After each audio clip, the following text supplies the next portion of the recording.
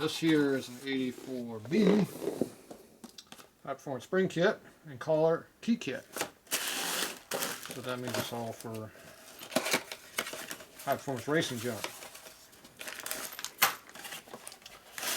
Now this is not being called Screaming Eagle, which it should be. Oh, there we go. Screaming Turd. Screaming Turd. So we know it's going to be in the 90s. That's when Screaming Turd came out.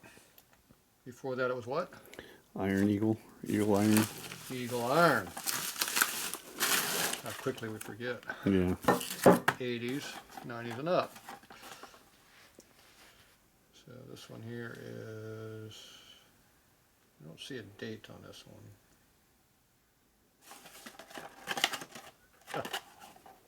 97. 997 for an 84B part. 84B means it fits a big twin Evo. Ooh.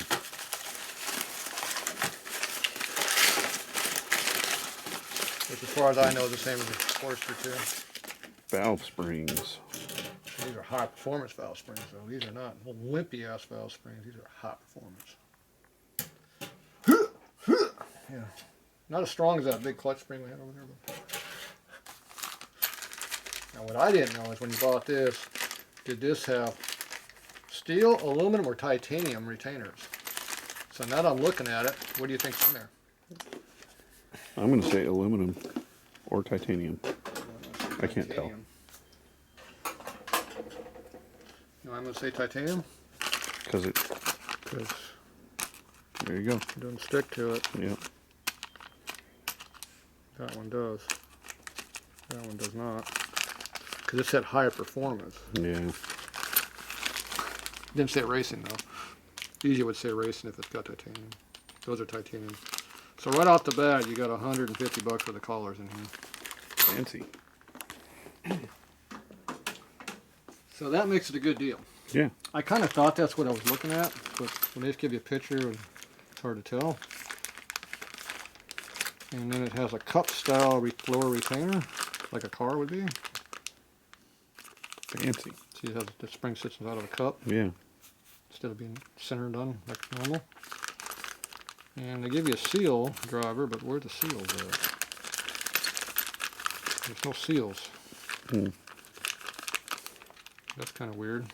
They give you the driver. I think they have the seals in there too. And it's got another set of keepers in here, which are just steel. So yeah, good deal. Nice. So I don't know what the tension on these are because they don't tell you any information that really matters. Anything like lift, spring tension.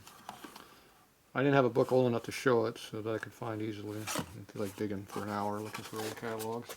Because I keep old catalogs for shit like this when they come up. Yeah. It's a pre-pack. Modern logo too. Alright, well either way, I don't know what these are. I'm pretty well guaranteed they're going to be at least 150 pound tension, which is all you really need. And the keeper, is it a center or a lower? It looks like it's a center keeper, so it's a standard keeper, so that's like a 155 pound spring if it was a crane. So it's probably a 155 pound spring kit would be my guess. But until you put your spring compressor and check it, you don't know.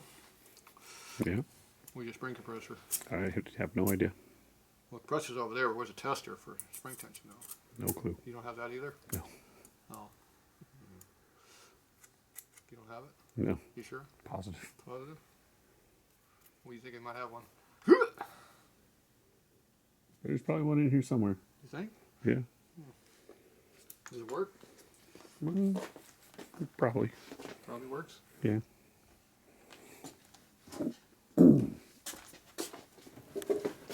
Get some collars going here? Sure you do.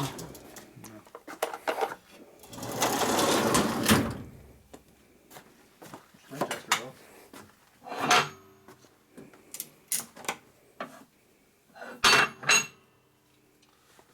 But it's not a true test because I don't have the inner and outer to go in there, but yeah, close enough. Now if you put this in there, it can chase after you when it falls out, so that's a good thing to use. I'll make sure we have it idiot proof. So. Chase after me.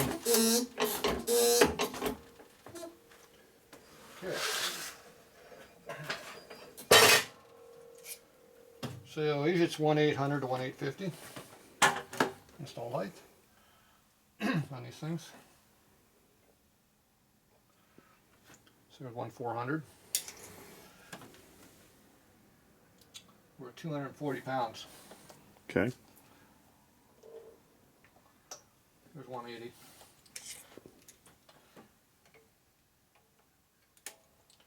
One 700. But we don't have the inner. We don't have the collars in here. See tension over here? Like 180, 175. If we back it off a little bit more, 155, 150, 1540.